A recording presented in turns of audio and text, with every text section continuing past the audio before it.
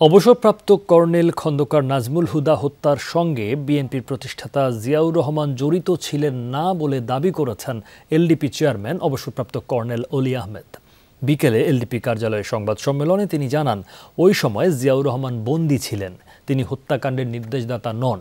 নির্বাচনকে সামনে রেখে হত্যার ৪৭ বছর পর এমন মামলাকে উদ্দেশ্যমূলক বলে মন্তব্য করেন তৎকালীন এই সেনা কর্মকর্তা। বলেন, ৭ নভেম্বর সিপাহী জনতা জিয়াকে বন্দী অবস্থা থেকে মুক্ত করে।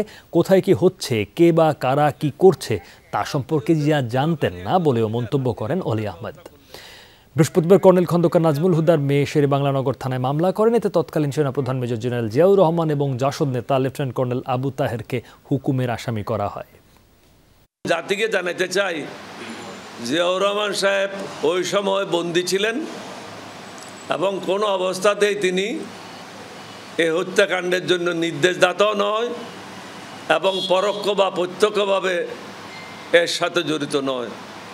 সুতরাং নির্বাচনের আগে এইভাবে মানুষের দৃষ্টি অন্যত্র সরানোর জন্য এগুলি করানো হচ্ছে।